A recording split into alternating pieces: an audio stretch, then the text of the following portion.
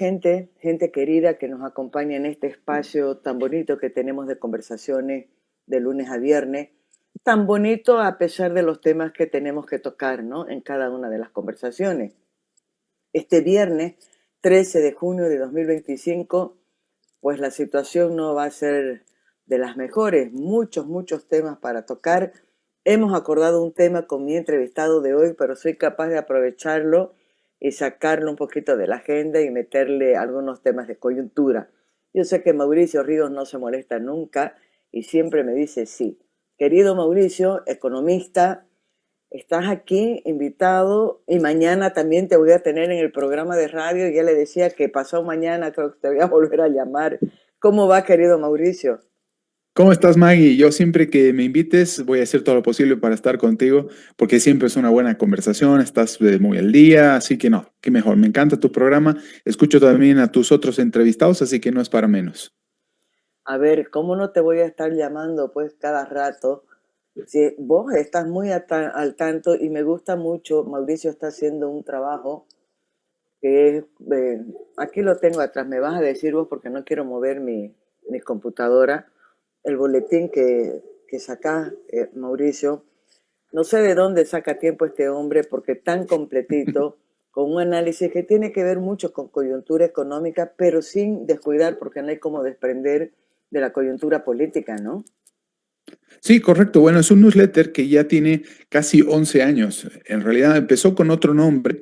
Luego, esta es la tercera etapa en realidad del newsletter. Antes era gratuito, ahora ya no, y ahora está dirigido específicamente a quienes más estén interesados y a quienes más pueda ayudar concretamente con asuntos de coyuntura para interpretar la realidad. Y discuto asuntos sobre los que antes discutía más con un trabajo de divulgación y ahora lo hago de manera un poco más técnica sobre, por ejemplo, asuntos que he discutido muchísimo como el tipo de cambio, cuál va a ser el impacto del sector bancario y financiero, cuáles son los problemas realmente, qué es lo que viene, cuál es la etapa en la que estamos dentro de los ciclos económicos, que es en lo que yo me especializo y así toda una larga lista de temas, pero es, como tú muy bien decías, muy especializado, muy completo y pues entre otras cosas que ofrezco es una actualización semestral con eventos online, muchas veces junto a mis proveedores del exterior también, porque hay servicios no solamente de análisis de coyuntura, sino de servicios de wealth management etcétera. Lo hago semestralmente y la próxima semana es la actualización semestral de este año. Cada medio año hago esto.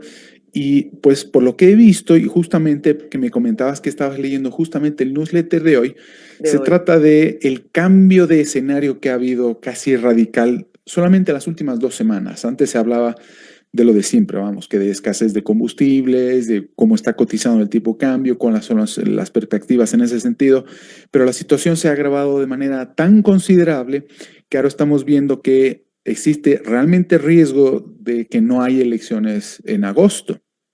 Esto es algo que habíamos considerado antes también y en varias oportunidades lo habíamos comentado, pero ahora se ha intensificado. Es decir, las probabilidades de que no haya elecciones en agosto se han incrementado de manera considerable. Y esto para la economía sería un golpe muy fuerte, básicamente en dos sentidos. Primero, porque quedaríamos o iríamos confirmando la senda que estamos siguiendo, de que quedaríamos paulatinamente aislados diplomáticamente del mundo y además financieramente también, porque entre otras cosas, lo que sucedería es que si acaso hay caos en el país y por medio del caos el movimiento al socialismo o algún otro partido por el que esté candidateando ahora mismo, por ejemplo, Andrónico Rodríguez, ascendiera al poder por medio del caos o si directamente no hay elecciones, habría serios problemas para reconocer al próximo gobierno, para que la comunidad internacional lo reconociera legalmente, empezando por Estados Unidos y concretamente, de manera más concreta todavía, el gobierno de Donald Trump. Acuérdense que, por ejemplo, el gobierno de Donald Trump se pronunció, o el mismísimo Donald Trump se pronunció en favor del gobierno de Yanine Áñez cuando debió ser. En cuanto fue reconocida o en cuanto asumió el mandato Yanine Áñez en su momento, indistintamente cómo terminó siendo su gobierno, porque fue bastante malo, fue reconocido en medio del caos. Entonces, si hay un gobierno eventualmente que surge del caos, pero que no es favorable precisamente a los valores democráticos que sigue la institucionalidad democrática, pues no sería reconocido. Y automáticamente esto se traduciría en no poder conseguir préstamos ni siquiera ya para eventuales elecciones o para conseguir más combustible o para lo que sea, para muy corto plazo. Y los organismos multilaterales como el Banco Mundial o el FMI, que son aquellos a los cuales principalmente los candidatos opositores están abocados a perseguir para poder conseguir mayores créditos todavía, pues no nos los darían en absoluto. Y los bonos soberanos, Maggie, por si fuera poco, pues caerían a plomo. Ahora están muy, muy hundidos y siguen operando y cotizando en territorio basura, es decir, son bonos que solamente compraría alguien muy, muy, con mucho apetito por el riesgo, para explicarlo de manera sencilla, pero sería muy difícil ya seguir operando y eventualmente tendríamos que caer en el default, que son los mayores temores que tengo hoy en día. Porque si caemos en default, pues la moneda boliviana valdría todavía menos a lo que ya vale hoy luego de la devaluación. Entonces, sería un escenario verdaderamente trágico para la economía nacional.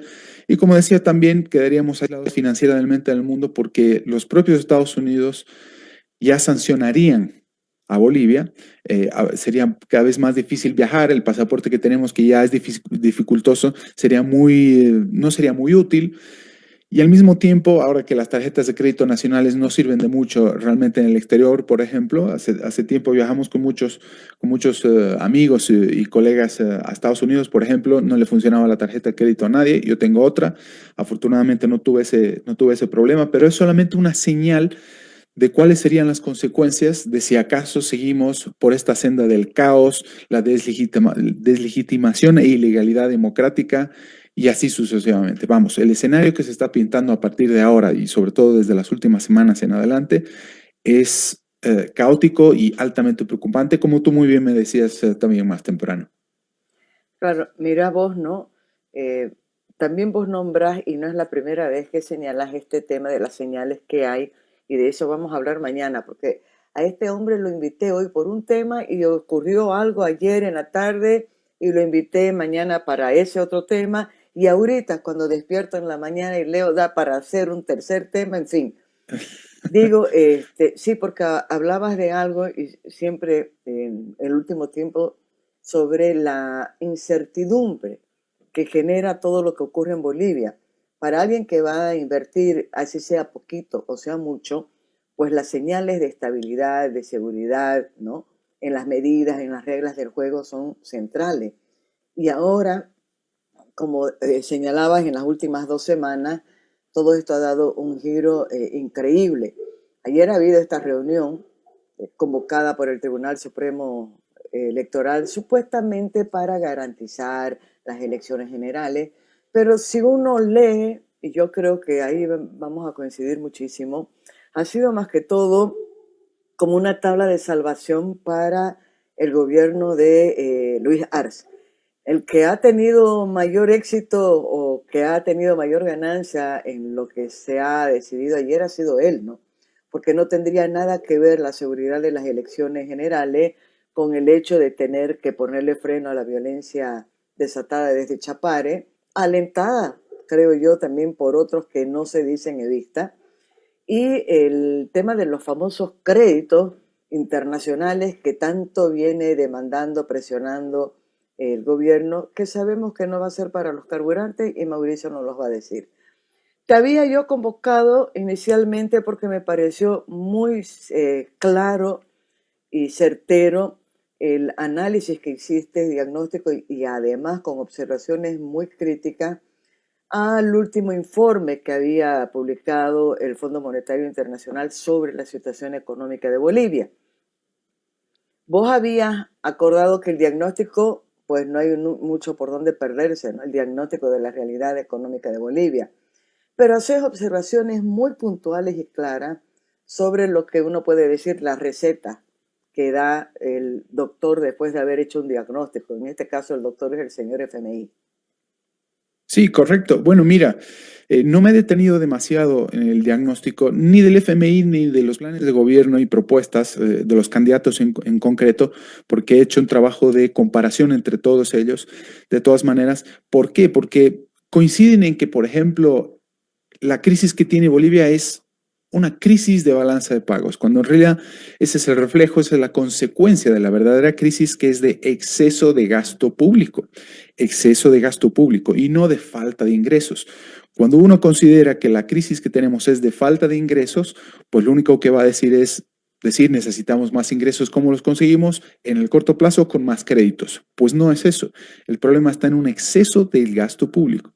Ahora mencionabas la reunión de ayer, que no ha consistido en otra cosa más que un salvataje a Arce Catacora sin que siquiera lo pidiera realmente. Ha conseguido oxígeno sin que lo pidiera explícitamente. Es decir, ha conseguido la posibilidad de seguir huyendo hacia adelante hasta las elecciones o incluso hasta la posesión de un nuevo gobierno, eventual nuevo gobierno, sea el de Andrónico o algún opositor, en noviembre. Entonces, ha comprado tiempo y además mintiendo. ¿Por qué? Porque no es que no tiene dinero, ni siquiera ha hecho el intento de recortar el gasto público en alguna otra parte del presupuesto para poder garantizar las elecciones de agosto. Existe ya una donación que ni siquiera es un crédito, que es la donación japonesa de alrededor de 100 millones de dólares, que sí garantizaría, por ejemplo, las elecciones concretamente. Y el Japón lo dijo, podemos destinar este crédito porque sería de libre disponibilidad al financiamiento, sobre todo además también de las elecciones en el exterior, para garantizar las elecciones de quienes viven, de los bolivianos que viven en el exterior. Así que hay muchísimas mentiras y nosotros, el conjunto de la ciudadanía, estamos cayendo justamente en esa trampa.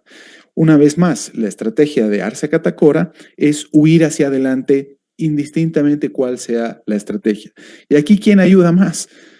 Nadie menos que el expresidente jefe cocalero Evo Morales, generando caos, y Arce Catacora pidiendo un oxígeno, como decía, y un salvataje, y haciéndose la víctima, mostrándose como víctima en este escenario, cuando en realidad han sido cómplices, son miembros del mismo gobierno y ambos sabrían perfectamente dónde es que hay que recortar el gasto público, las principales fugas de dinero y de dólares para poder garantizar las elecciones en agosto. Es decir, este es un círculo vicioso en el que nos han metido y del que no nos estamos dando cuenta, que tenemos que salir invirtiendo justamente la lógica. Nuevamente, el problema es de un exceso de gastos y no de falta de ingresos. Es decir, si le seguimos dando créditos a Arce Catacora, que yo estoy de acuerdo que desde luego que tiene que mantener su gobierno conforme a las reglas, es decir, hasta noviembre. Pero al mismo tiempo, a cambio de nada, no puede ser. ¿Cuáles son los sacrificios, cuáles son los ajustes que él mismo va a asumir? No son ninguno. Solamente seguir quemando capital político y no candidatear, al menos como presidente, en las próximas elecciones. Pero esa es más o menos la figura. Claro, ahorita vamos a entrar en detalle, pero un comentario sobre lo que decía Mauricio, ¿no? No solamente que no garantiza nada, ha logrado, a ver, perdón, Samuel Doria Medina, entre otros, diciendo hay que aprobar los créditos después de tantas observaciones que se hicieron. Y digo, no es porque no sepan, no es por ignorancia, no es por falta de información.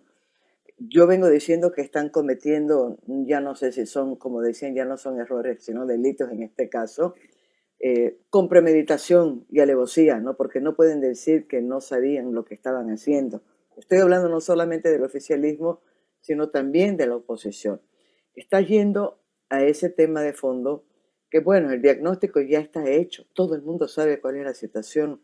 Cuando hablaba, no es un problema de ingresos, sino más bien de exceso de gasto. ¿Cuántas veces lo hemos escuchado diciendo los mismos a todos estos actores de la oposición política y ahora de repente están diciendo otras cosas, ¿no?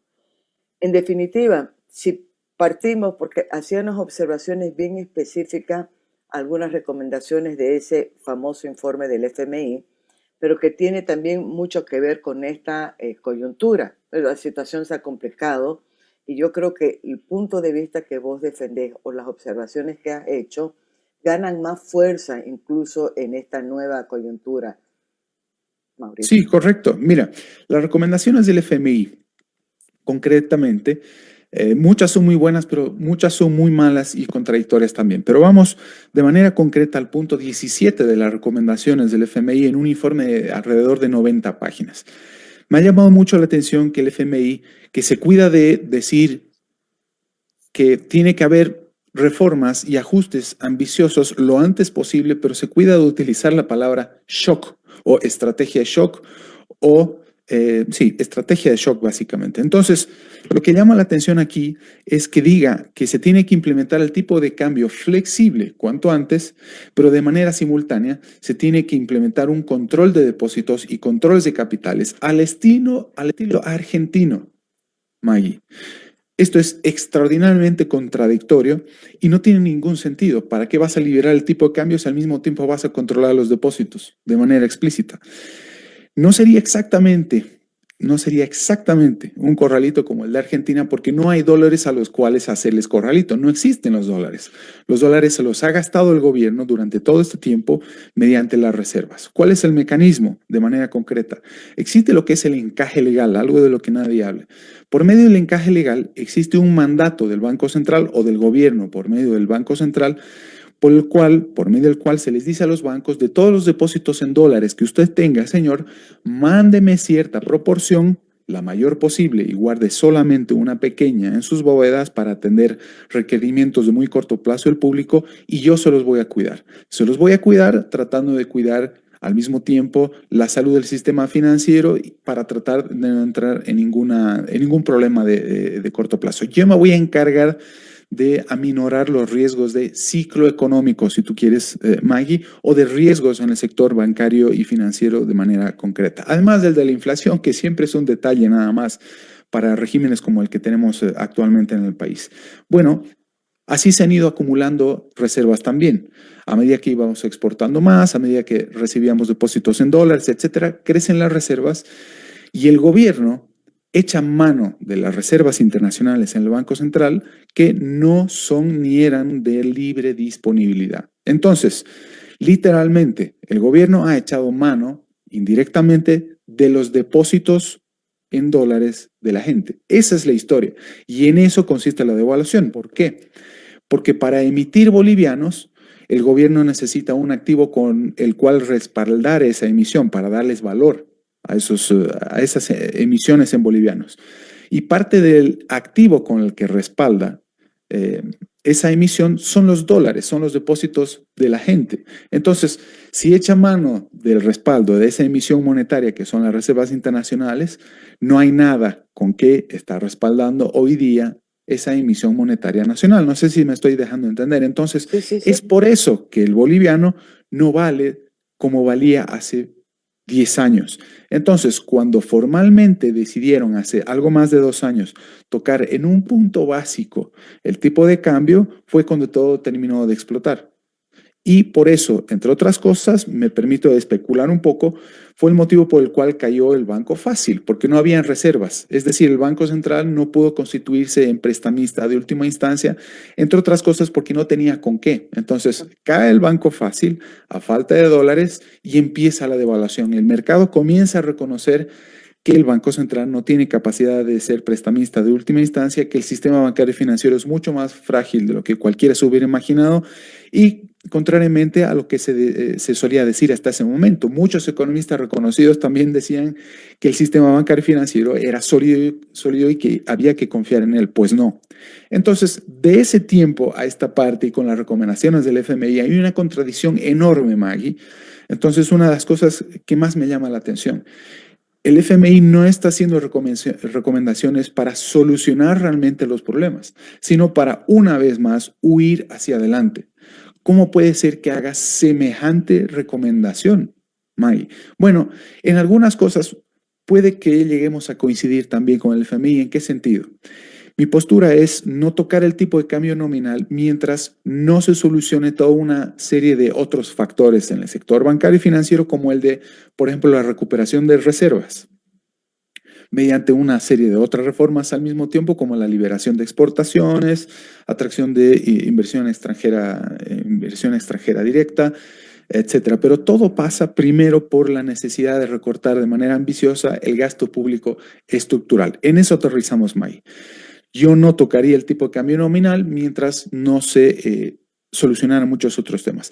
Hay algunas coincidencias en ese sentido, pero otra cosa es decir, hay que implementar un corralito a los depósitos aunque se recuperaran las reservas y hay que seguir controlando capitales en el país. Bueno, ok, ¿y después qué?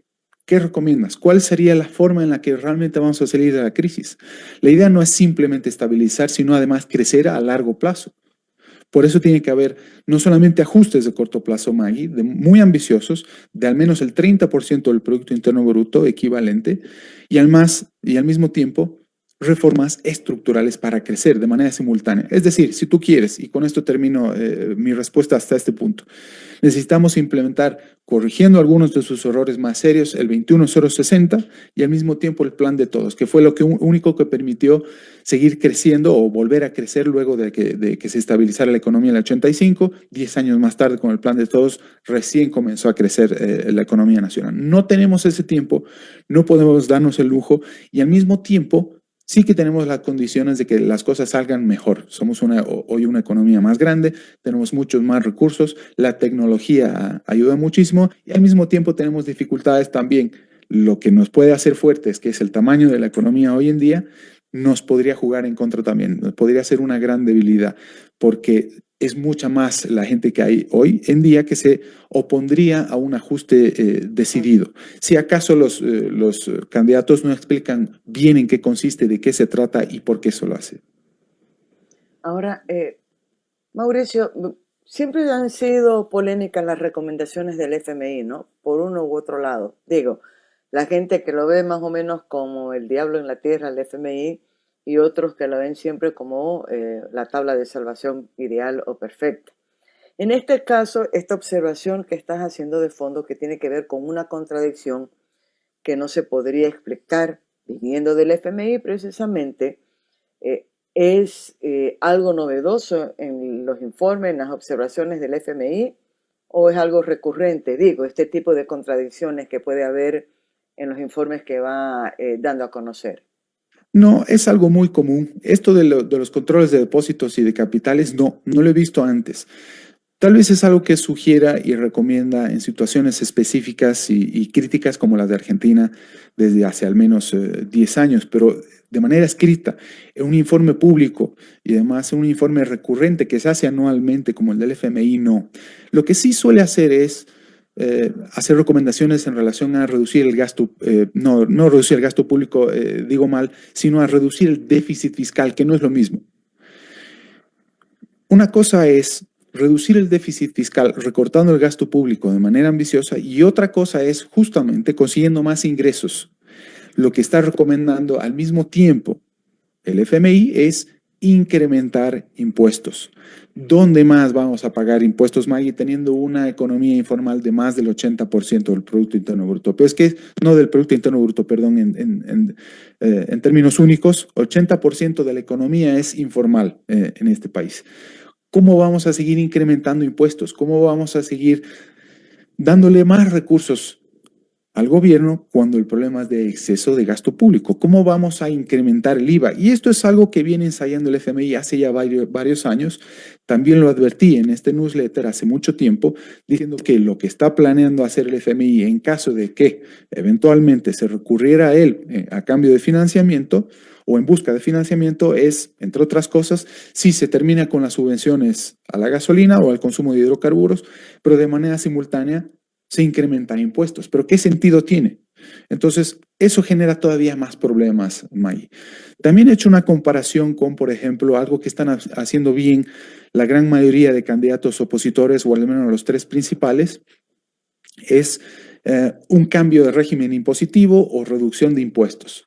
Creo que lo han entendido muy bien, porque si estás recortando el gasto público, ¿para qué vas a conseguir cada vez más ingresos al mismo tiempo?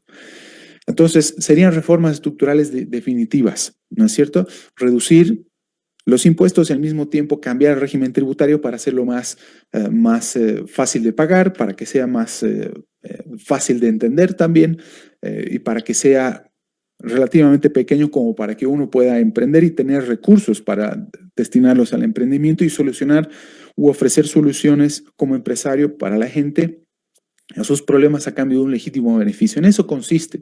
Entonces, para tomar decisiones, ya sea el FMI o los opositores, lo primero que tienen que hacer es decir, reflexionar y decir finalmente u ofrecer una respuesta sobre quién es el verdadero protagonista de la creación de riqueza en esta economía. No es el Estado, por definición, sino son los individuos empresarios. Entonces, ¿por qué el FMI no se hace esta pregunta al mismo tiempo y ofrece soluciones en este sentido para poder crear riqueza de largo plazo y crecimiento de largo plazo? Y al mismo tiempo restarle atribuciones y competencias al Estado sobre la economía, porque a medida que este gobierno o los gobiernos del movimiento socialismo han ido gastando más, pues las libertades que han tenido los empresarios para crear riqueza se han reducido pues al mínimo y ahora no la tienen directamente. Un ejemplo muy concreto, el que se hace cargo absolutamente de la importación de combustibles para abastecer el mercado interno es el Estado. Nadie más puede hacerlo. ANAPO ha ofrecido un ejercicio de importación de combustibles esta misma semana que nos ha servido a todos como una gran orientación sobre cuánto nos costaría importar combustibles de manera independiente, de manera privada independiente, aún teniendo los controles de precios al interior de la economía del país. Es un ejercicio sensacional. Entonces, ¿qué es lo que están esperando, por ejemplo, en el gobierno para seguir esa línea? La línea que ha seguido ANAPO. ¿Por qué no se liberan las importaciones al mismo tiempo? No se eliminan las subvenciones al consumo de hidrocarburos. Esa es la primera medida que se debería tomar el primer día de gobierno, Maggie. Ya sea un gobierno eventualmente de Andrónico, de Tuto, Samuel, de Manfred.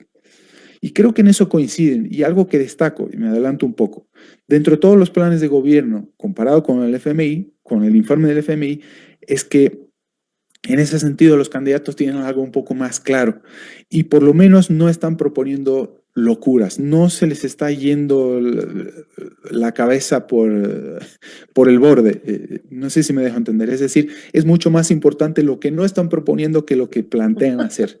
¿Eh? Y es mucho más importante ahora mismo evitar algún experimento muy alocado que tratar o hacer esfuerzos para que sea una economía idealmente liberal como la que yo quisiera. Entonces, si las cosas van por ese lado, existe cierto margen para el optimismo, Maggie, pero la oposición tiene que seguir trabajando en ese sentido. Ahora, lamentablemente, todo es 100% político por los bloqueos, por los fallecidos en Yayagua, por los enfrentamientos, por los pedidos de estado de sitio, estados de excepción y demás, y no de la economía, que sigue siendo urgente. Entonces, Arce está siendo muy hábil en este sentido para eh, que la atención del público esté enfocada en otra cosa que no es concretamente la economía. Claro, porque de repente hasta se han olvidado de las filas, del incremento de la canasta familiar. Hay muchos otros factores, ¿no? Pero voy a volver a algo que decía. Eh, Uno puede deducir que en realidad la gente del FMI no conoce exactamente cuál es la situación o real de la economía boliviana, porque claro, decías, está queriendo hacer algo similar pensando en lo que ha ocurrido en Argentina, pero hay diferencias abismales, o marcadas por lo menos. Y eso vale también para los políticos cuando quieren emular todo lo que está haciendo Milei y dicen, si en Argentina se ha hecho eso, ¿por qué aquí no? Y ahí hay una diferencia muy grande entre lo que es la economía argentina y lo que es la economía boliviana. Y segundo, ¿por qué cuesta tanto entrarle en serio al tema de la reducción de gastos? Y parece que todo fuera que nos falta plata y no que estamos gastando mucho. Bueno, el FMI también es un actor político. El FMI también se cuida de que eventualmente, si se sigue sus recomendaciones y no salen bien las cosas, pues se lo culpe de ser justamente al menos el ideólogo de las medidas que se implementaron. ¿Qué es lo que se suele hacer en todo caso? Los gobiernos suelen culpar de todo y de nada al FMI, muchas veces con razón, la gran mayoría, y otras no tanto. Pero de manera concreta, ¿por qué se le teme tanto al recorte del gasto público estructural? Nuevamente, muchos economistas con los cuales yo he venido conversando y que conozco hace mucho tiempo, que asesoran a algunos de los candidatos opositores ahora mismo, no creen realmente en lo que decía más temprano, que el verdadero protagonista de una economía para crear riqueza y crecer a largo plazo sean los individuos empresarios. Realmente creen que es el Estado. El temor que tienen es que y lo dicen así textualmente, si recortamos demasiado el gasto público, la economía puede caer demasiado. Y cuando discutíamos estas cosas, no recientemente, hace unas semanas en Cambridge o en Boston o en Harvard, en la reunión, sino desde En la muchos años antes, convocada por como decía, la Marcelo convocada por Claure. Marcelo Claure, exactamente la iniciativa Bolivia de 360. Luego hablaremos de eso. Dicen que si un recorte del gasto público es demasiado ambicioso, la economía cae, pero yo les decía, mira lo que ha sucedido con un concepto acertado, sí, con conceptos económicos acertados. Mira lo que ha hecho Milei en la Argentina. Ha decidido recortar el gasto público estructural en un equivalente al 30% del Producto Interno Bruto, y ese recorte ha sido expansivo. Maggie, están creciendo al 8%. Algunos dicen que la economía está comenzando a desacelerarse y que sí, falta mucho por hacer en la economía. Estamos hablando ahora mismo solamente de ajuste y en Argentina faltan reformas estructurales también, pero porque el sistema allá es muy distinto. Aquí las cosas se pueden hacer por decreto o están más inclinadas a hacerse por decreto como lo hizo Víctor Paz en el 85 en Bolivia. En Argentina, en cambio, se necesita más de leyes y por tanto de la participación del Parlamento o del Legislativo, donde Milei no tiene mayoría si no es por medio de una alianza con el PRO, con el cual ya está peleado también. Pero tenemos elecciones hacia fin de año, en noviembre, entonces la expectativa es que la Libertad Avanza tenga cada vez mayor peso en la Asamblea Legislativa o en el Poder Legislativo y que finalmente emane de ahí la serie de reformas que se necesitan en la Argentina para seguir creciendo, para apuntalar el crecimiento de largo plazo y Argentina crezca finalmente de manera sostenida. Entonces, el error primero, Maggie, es conceptual, es pensar que quien es responsable de la economía en este país es el Estado, y no, los verdaderos responsables son todas las personas que se levantan a primera hora de la mañana para decir, ¿cómo voy a hacer hoy para ofrecer soluciones a los problemas de gente en mi entorno inmediato y que a cambio me puedan contratar y que yo pueda crear riqueza, pueda dar solvencia a mi familia, pueda darles de comer y demás? Entonces, ¿quién es el verdadero protagonista aquí? Para la creación de riqueza y crecimiento a largo plazo, nuevamente, es el individuo empresario, no es el Estado. Los opositores siguen pensando en gran medida cómo piensa el movimiento socialismo sobre la economía, que el Estado es el gran responsable de la estabilidad y del crecimiento a largo plazo. Tal vez de la estabilidad de corto plazo sí, pero solamente levantando las manos, no haciendo nada, o recortando el gasto público estructural y eliminando las atribuciones y competencias que ha ido ganando conforme ha ido gastando más sobre la economía, que tenía sobre la economía. Entonces, tenemos un serio problema en ese sentido. Los candidatos opositores, o al menos sus economistas, coinciden más en este sentido con el FMI de lo que a mí me gustaría. Entonces, eso me dice que sería mucho más difícil salir adelante de esta crisis. Y con esto me concentro concretamente en que por medio del temor que tienen a que la economía caiga demasiado y que al mismo tiempo, con un recorte del gasto público, y que al mismo tiempo la gente salga a manifestarse en contra del gobierno y no exista margen de gobernabilidad, sería implementar el gradualismo que Macri aplicó en Argentina.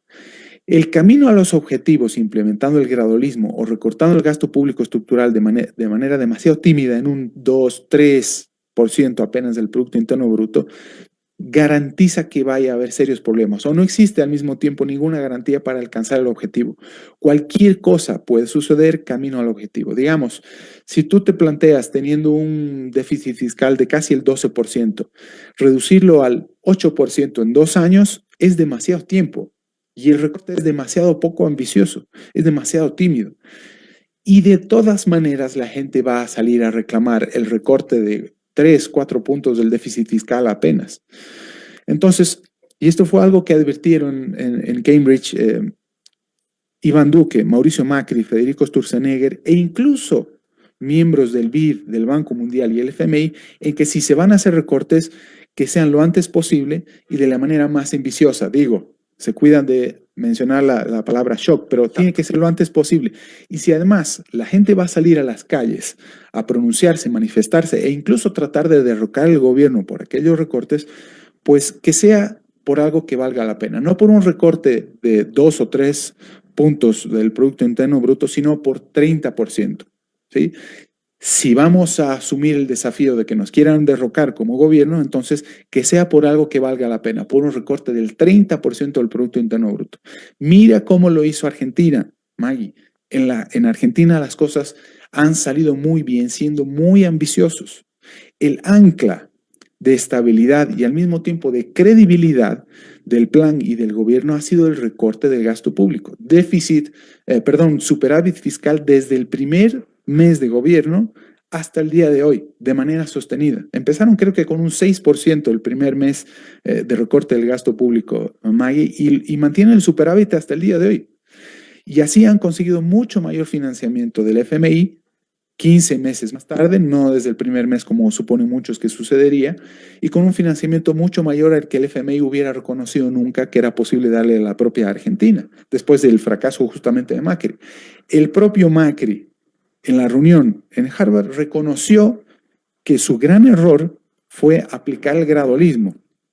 Asumió el gobierno, lo primero que hizo fue tomar deuda, seguir con el mismo nivel de gasto, los primeros meses al menos, y crear incluso más ministerios. Increíble. E incluso en medio de este ajuste, hizo ajuste de tarifas, devaluó, lo único que hizo bien fue negociar con los holdouts o los famosos fondos buitres, pero nada más. Es decir, se comió 2 años de su gobierno tratando de evitar el ajuste y cuando quedaba demasiado poco tiempo, recién asumió el ajuste, recién la segunda mitad de su gobierno. Pero ya era demasiado tarde, ya no tenía legitimidad, ya no tenía apoyo de las calles o incluso de los opositores, algunos con los que podrían comulgar.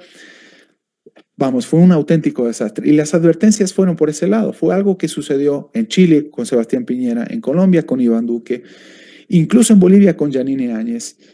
Vamos, es muy claro. El problema está en que si comenzamos teniéndole miedo concretamente al movimiento al socialismo, a las medidas que nosotros como nuevo gobierno podríamos implementar, estamos perdidos. Las cosas van a salir mal.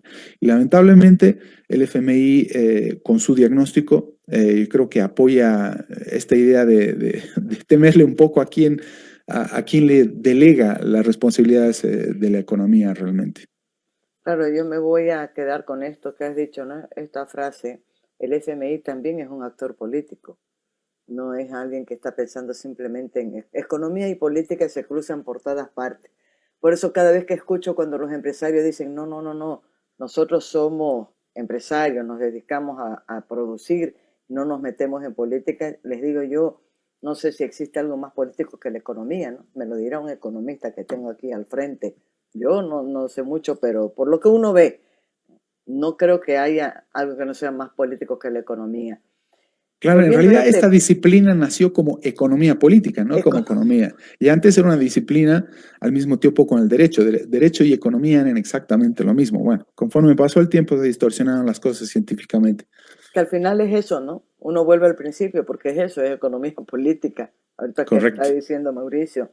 Ahora, claro, ¿cuán grave es este factor del cálculo político que tiene que ver, creo que puntualmente, con lo que estás diciendo en todo el diagnóstico? Porque cuando decís, todavía les cuesta aceptar que el que genera la economía o que genera la riqueza es el individuo, no es el Estado.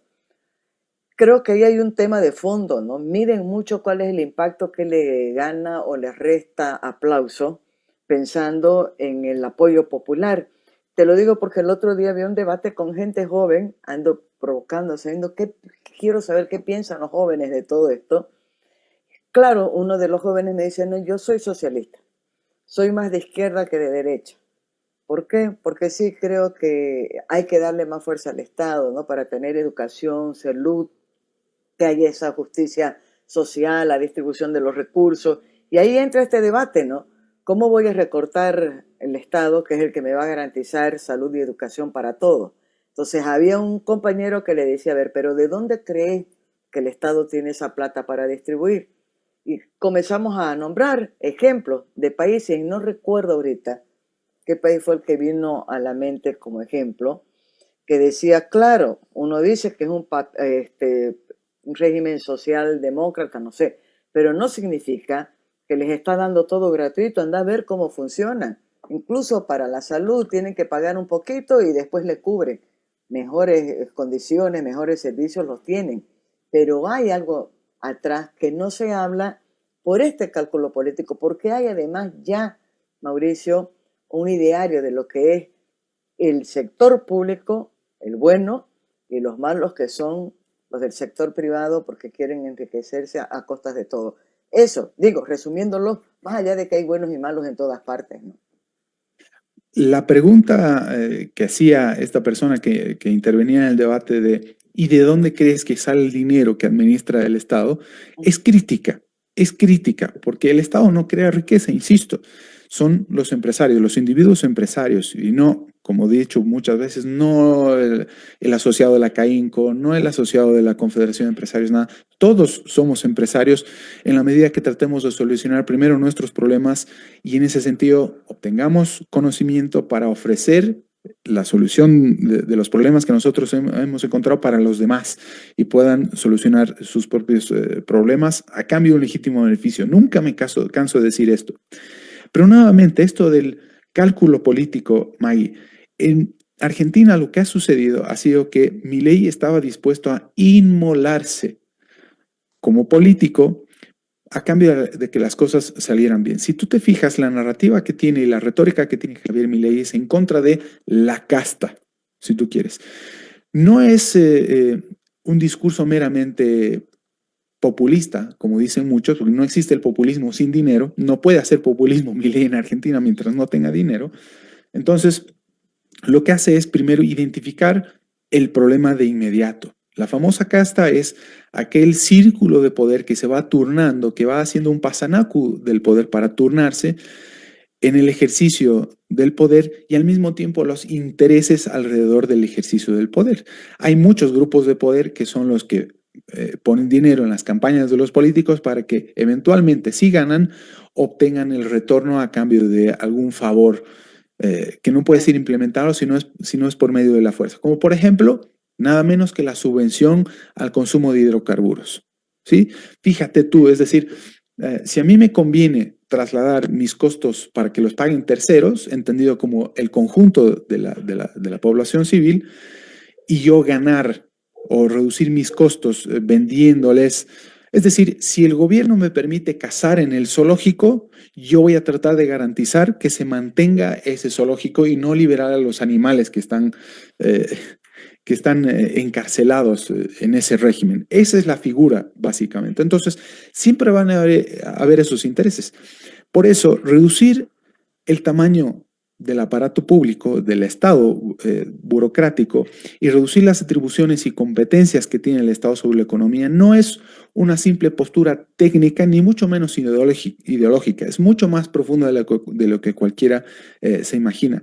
No es una medida tecnocrática apenas, que ese fue precisamente uno de los errores del 21.060. Reducir el tamaño del Estado era simplemente una medida para reducir eh, eh, la corrupción, que ya sería bastante acá reducir la corrupción. La corrupción es enorme, donde algún amigo con el que yo conversaba ayer me decía, analizando el sector eléctrico, donde pones el dedo sale la pus, que no es, no es en los términos más alegres ni elegantes del mundo, pero creo que ilustra muy bien cuál es el problema que estamos viviendo en el país. Entonces, nuevamente, cuando Milei identifica el problema y dice, yo me voy a enfrentar a todos estos para de una vez terminar con este círculo vicioso de cómo detentar el poder, cómo alcanzar el poder, no tratar de soltarlo y al mismo tiempo mantener alegres a todos los que me podrían estar votando eventualmente, para que finalmente seamos libres y a partir de eso cada quien pueda hacer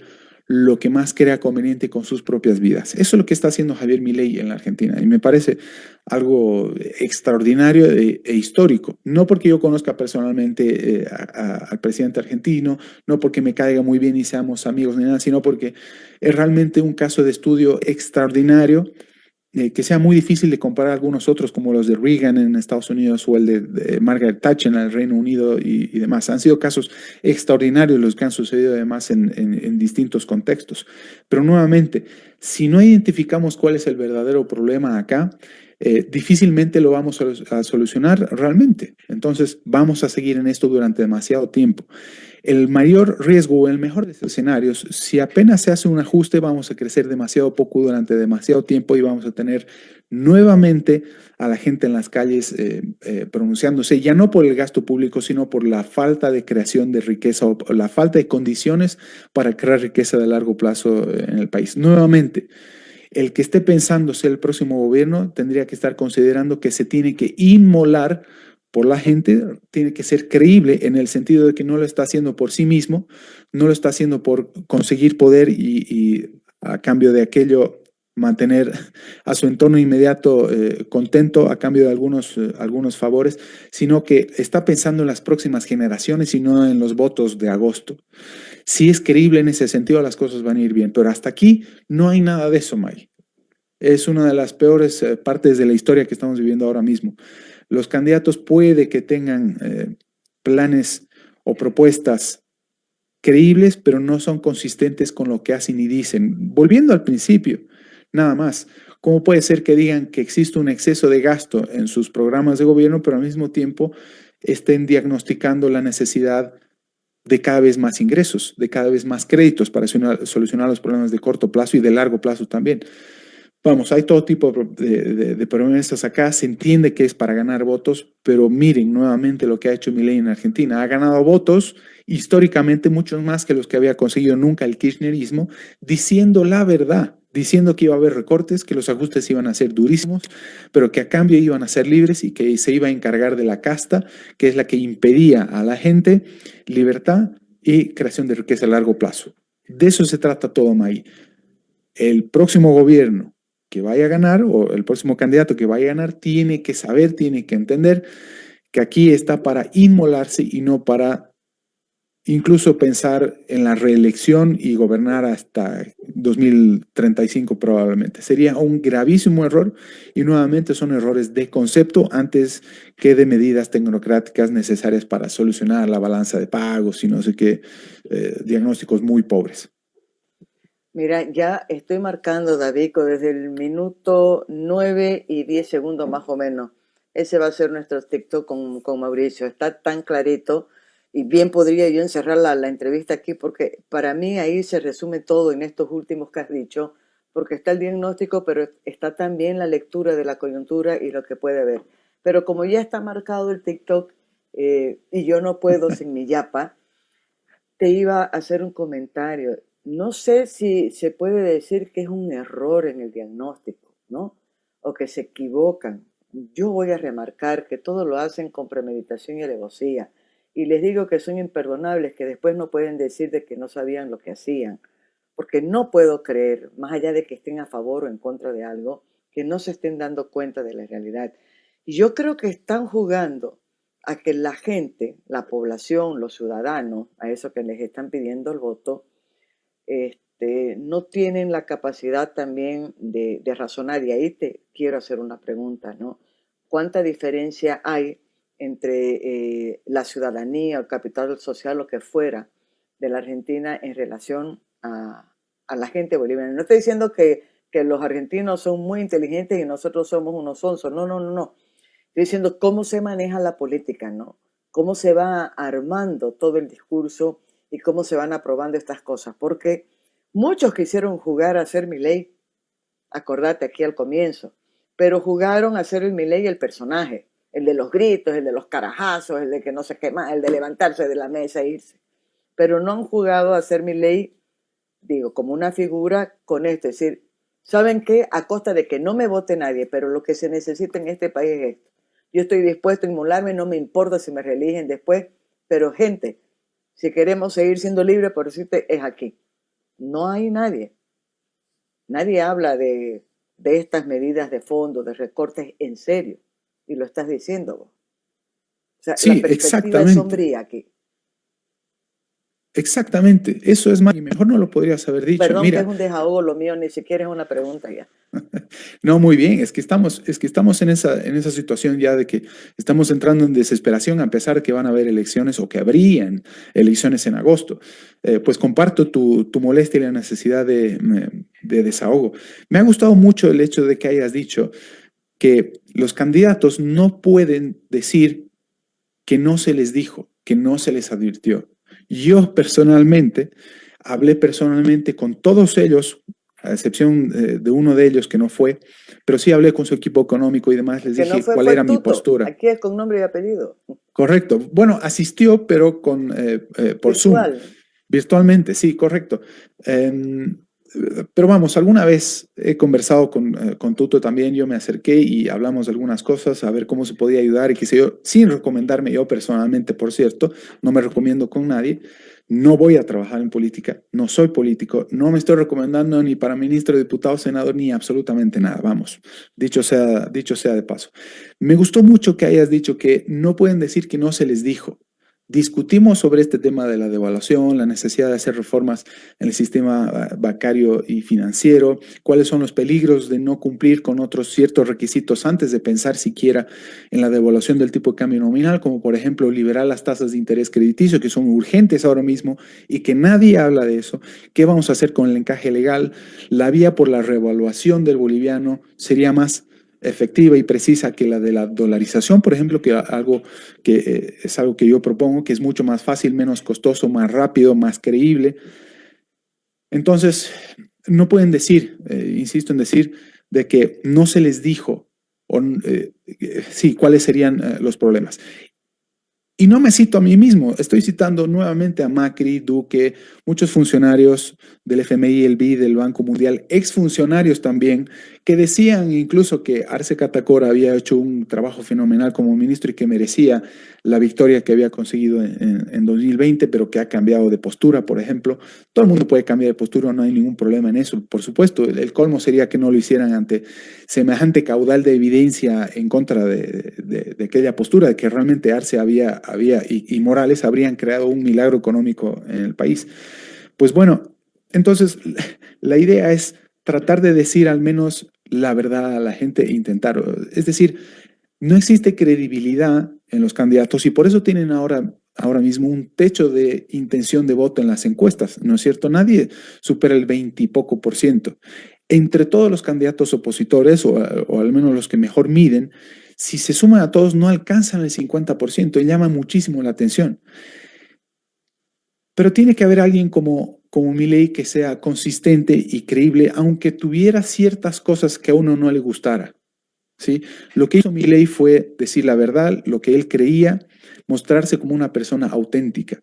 La gente no ha votado a Milei porque no se peina. La gente no ha votado a Milei porque diga malas palabras. La gente, más bien, yo creo que lo ha hecho a pesar de eso, porque es muy histriónico también. La gente ha votado por Milei porque tenía un discurso creíble. También porque ya no le quedaba mucha alternativa. Vamos, después del fracaso de Macri, fue un problema muy grande el que hubo en Argentina y volvieron los kirchneristas, que era el equivalente a que vuelva el movimiento al socialismo si acaso ganara la oposición, tomara malas medidas, hubiera nuevamente ¿Qué fue lo que pasó en caos el corto periodo de de Yanine? Yanine. Exactamente, exactamente, Maggie.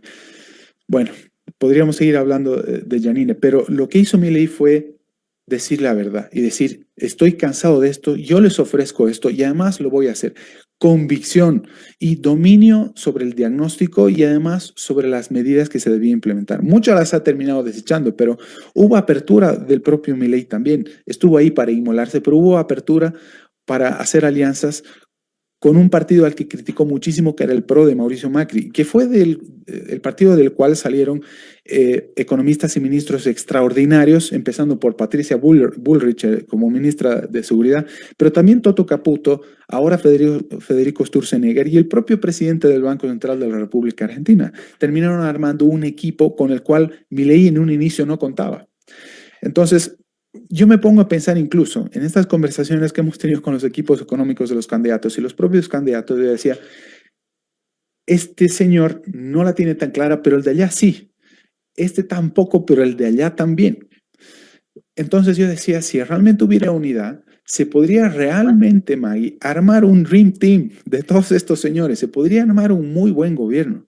No quiero mencionar nombres, pero hay gente muy valiosa entre todos ellos y muy caballeros que tienen realmente la figura clara y que por sobre todas las cosas son humildes, tanto de discutir conmigo, tanto como para discutir conmigo ciertos aspectos que pensaban hacer en un principio y que espero, luego de haber discutido, tu Fiare es testigo de esto, tu colega, puede que no implementen ciertas medidas. Como decía en un principio, muchas veces es más importante tratar de evitar que tomen ciertas medidas sobre las que tenían mucha convicción que el esfuerzo que uno puede hacer por tratar de que implementen las ideas propias más importantes o ideales. Entonces, estamos más o menos en esa balanza.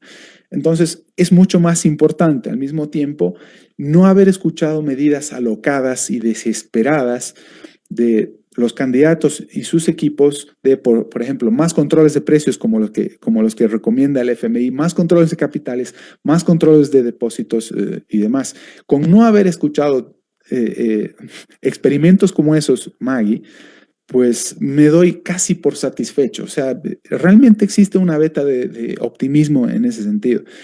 Y creo que dejé también algo de duda en estas reuniones y ahora en las discusiones que tengo con muchos amigos y demás, y contigo y por tu intermedio con toda tu audiencia, de que la dolarización es el camino, la eliminación de la política monetaria en este país, que es algo un poco más técnico y que requiere un poco más de tiempo y conocimiento por parte público, pero allá vamos.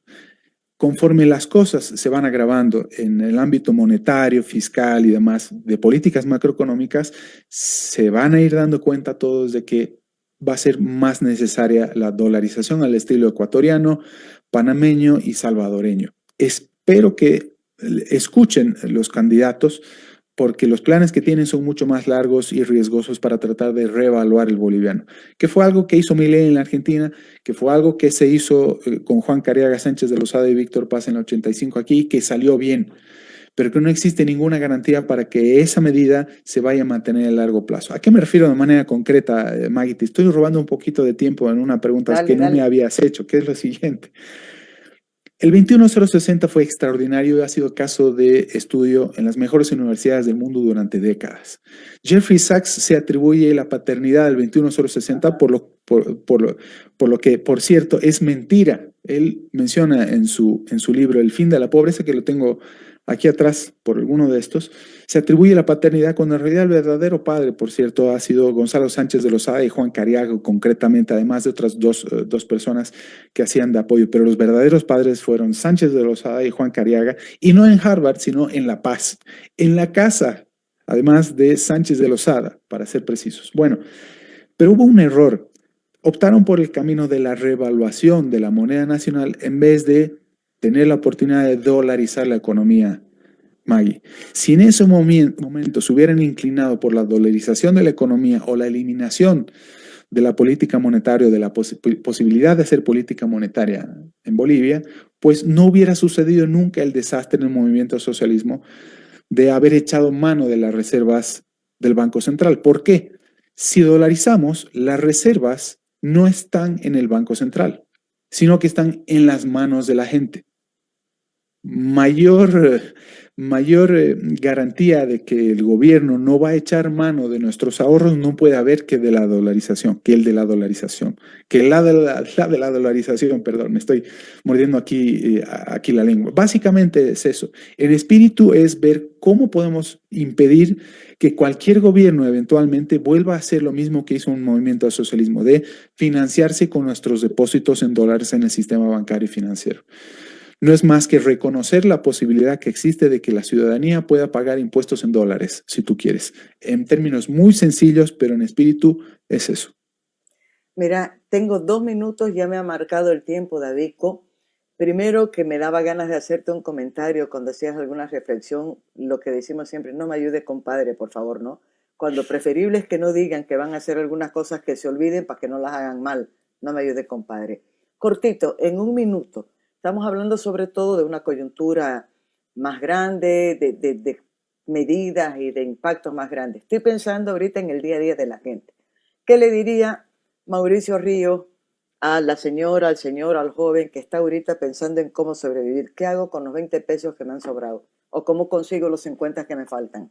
Cortingo. Ellos, ellos sí tienen problemas de ingresos, de falta de ingresos. Tienen que conseguir más ingresos como sea. Estamos en una etapa de ahorro forzoso, a la cual nos ha llevado el movimiento socialismo por devaluar la moneda como mecanismo de financiamiento. Y eso erosiona de manera completa nuestros ingresos, nuestros salarios, nuestros ahorros. Entonces, lo primero que tienen que hacer es tratar de conseguir cada vez más ingresos y con ese incremento de ingresos tratar de defender el valor de esos ingresos o de los ahorros comprando dólares. No hay otra alternativa. O comprando una moneda más fuerte. No hay secretos en este sentido, Maggie. Tienen que defenderse de esa manera. Y es algo que vengo recomendando desde hace mucho tiempo. Cuando daba clases, incluso en pandemia, yo les decía, ¿te acordarás, Maggie, que recibimos un bono por el gobierno de Yanine Áñez? Y además ya había comenzado este mecanismo de financiamiento, de devaluación, de que eh, el Banco Central financia al Tesoro y demás. Pues ya habíamos entrado en esa espiral y en esa dinámica que la había iniciado en realidad el movimiento socialismo, pero también con Yanine Áñez. Y yo les decía a mis estudiantes, lo primero que voy a hacer, saben ustedes, con ese bono, primero que lo voy a cobrar, sabiendo que es inflacionario, pero al mismo tiempo, lo primero que voy a hacer es ir a comprar dólares. Y lo mínimo que les puedo sugerir y recomendar es hacer exactamente lo mismo. Pensaban que era una herejía ya en ese entonces, en 2020, 2000, sí, alrededor del 2020. Pensaban que no era una herejía. Quien no lo haya hecho, pues ha salido perdiendo mucho. Y quien siga pensando en ese sentido o de esa manera, pues va a seguir perdiendo. Ayuda a muchos amigos. Puede que se insista mucho en esto, pero puede al mismo tiempo que no quede suficientemente claro. Estaba hablando con un amigo ayer y me dijo, ¿qué puede hacer mi esposa? Porque tiene X cantidad de bolivianos. Yo le digo, ¿cómo puede ser que siga teniendo tal cantidad de bolivianos con la cantidad de tiempo que venimos en este problema inflacionario y de devaluación y no haya comprado dólares? Sí, no, me decía, pero sí, tú me dices que ves mis entrevistas y conversamos y todo, pero no lo terminan de hacer. La cantidad de dinero que ha perdido desde que comenzaron las devaluaciones o tocaron el tipo de cambio oficial a inicios del 2023 hasta la fecha es muchísimo, ha perdido muchísimo dinero, ha perdido su riqueza denominada en dólares al menos un 60%, le digo, así que no pierdan más, vayan a comprar dólares ayer. Y no es que no hay dólares, tal vez no hay dólares en el sistema bancario y financiero, hay en la calle y por eso existe el tipo de cambio. Entonces, es mentira que no exista dólares y no se podría dolarizar, comentario aparte. Pero lo primero que tienen que hacer es considerar la oportunidad de ajustar el consumo lo más posible, tratar de conseguir cada vez más ingresos y comprar dólares, Maggie, y esperar centavos. Es la mayor garantía de protección y de preservación de riqueza, por muy magra que sea, a largo plazo. Y esperar a ver que las cosas salgan bien, al menos en agosto, y a ver si podemos seguir hablando al oído de alguno de los candidatos más importantes para que cambien algunas ideas y si acaso ganaran, pues implementaran las adecuadas. A ver si se dejan, ¿no? Asesorar también. Te voy a compartir el artículo que yo publiqué hace unas 3 semanas. Imperdonable, porque saben lo que hacen. Querido, nos Correcto. vemos mañana que tenemos otra cita. Sí, correcto. Nos vemos mañana y pues seguimos. Muchas gracias siempre por tu invitación. Gracias, gracias, querido. Miren, gente, qué súper interesante la conversación que hemos tenido con Mauricio Ríos. Mañana lo vamos a tener nuevamente. Ustedes saben, tenemos la jornada de Maggie Talavera, Periodismo sin Photoshop, en Marítima 100.9 desde las 8 de la mañana hasta la 1 de la tarde. Muchísimo más para conversar y para aprender. Chao, gente. Chao, Mauricio. Chao, Davico. Gracias. Vámonos a trabajar. Chao. Chao, Maggie. Fuerte abrazo. Saludos, Davico.